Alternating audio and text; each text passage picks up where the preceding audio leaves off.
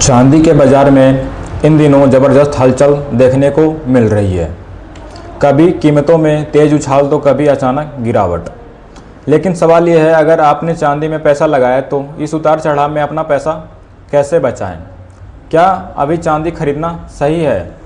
क्या गिरावट में खरीदारी करनी चाहिए? और सबसे ज़रूरी, कितना पैसा चांदी में लगाना समझदारी है? आज के इस वीडियो में हम इन्हीं सवालों का आसान भाषा में जवाब समझेंगे। चांदी में इतनी उथल पुथल क्यों? चांदी सिर्फ एक प्रीशियस मेटल नहीं, बल्कि इसका इस्तेमाल इलेक्ट्रॉनिक, सोलर पैनल, ईवीज और कई इंडस्ट्री एप्लीकेशन में भी होता है। इसलिए चांदी की कीमत पर दो तरह की मांग का असर पड़ता है, इन्वेस्टमेंट डिमांड और इंडस्ट्रियल डिमांड। इसके अलावा डॉलर, ब्याज दरें, ग्लोबल इकोनॉमी, गोल्ड की चाल और कमोडिटी मार्केट की सेंटीमेंट भी चांदी की कीमत को प्रभावित कर सकती है।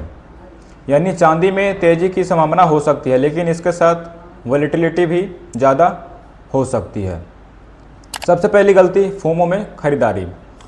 जब चांदी तेज़ी से ऊपर जाती है तो बहुत से इन्वेस्टर सोचते हैं अभी नहीं खरीदा तो मौका निकल जाएगा, और इसी डर में वे अपनी पूरी रकम एक साथ लगा देते हैं।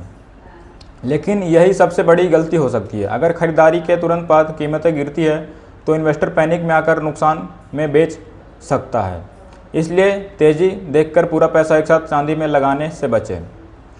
पैसा बचाने का पहला तरीका, अगर आपका लॉन्ग टर्म व्यू चांदी पर पॉजिटिव है तो एक साथ बड़ी रकम लगाने के बजाय उसे छोटे हिस्सों में इन्वेस्ट करने की विचार कर सकते हैं।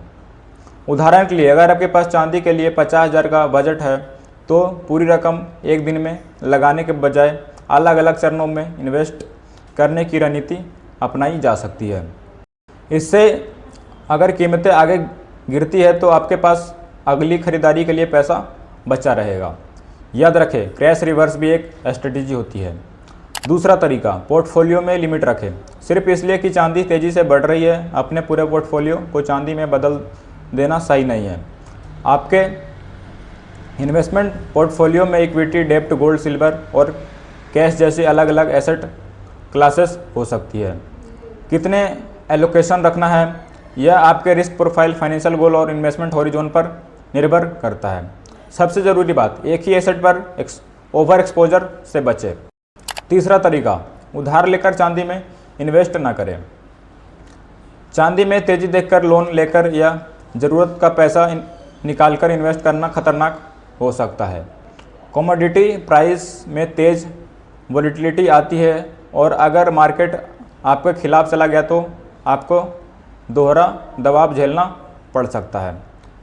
एक तरफ इन्वेस्टमेंट में गिरावट और दूसरी तरफ लोन की पेमेंट। इसलिए इन्वेस्टमेंट हमेशा अपनी फाइनेंशियल कैपेसिटी के हिसाब से करें। चौथा तरीका, शॉर्ट टर्म और लॉन्ग टर्म को अलग समझें। अगर आपको उद्देश्य शॉर्ट टर्म ट्रेडिंग है तो आपको रिस्क मैनेजमेंट, पोजीशन साइजिंग और स्टॉप लॉस जैसे नियमों की ज़रूरत पड़ सकती है। वही लॉन्ग टर्म इन्वेस्टर को शॉर्ट टर्म प्राइस मूवमेंट देखकर बार बार पैनिक करने से बचना चाहिए। इसलिए पहले खुद से पूछिए, मैं चांदी में इन्वेस्ट क्यों कर रहा हूँ? अगर इसका सवाल का जवाब स्पष्ट नहीं है तो सिर्फ दूसरों को देखकर इन्वेस्टमेंट करना अवॉइड करें। फिजिकल सिल्वर या डिजिटल ETF। चांदी में एक्सपोजर लेने का अलग अलग तरीके हो सकते हैं, जैसे फिजिकल सिल्वर, सिल्वर ETF या अन्य regulated investment products. Physical silver खरीदते समय प्योरिटी, मेकिंग चार्जेस, स्टोरेज और रीसेल जैसी चीज़ों को ध्यान में रखना जरूरी है।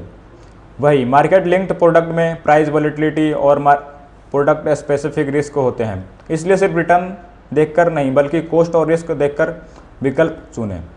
कब सावधान हो जाएं?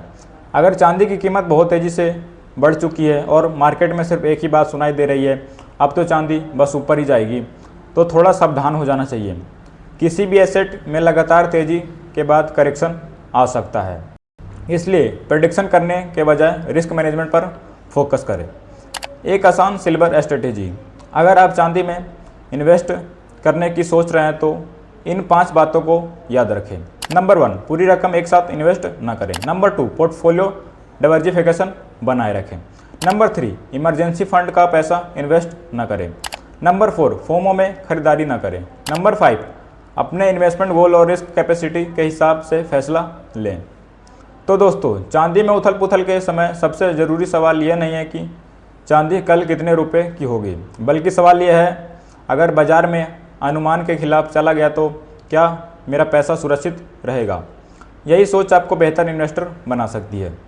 अगर आपको यह वीडियो इन्फॉर्मेटिव लगी तो वीडियो को लाइक करो और चैनल को सब्सक्राइब करें और अपने दोस्तों के साथ शेयर करें और कमेंट में बताइए क्या आप मौजूदा समय में चांदी खरीद रहे हैं या गिरावट का इंतज़ार कर रहे हैं।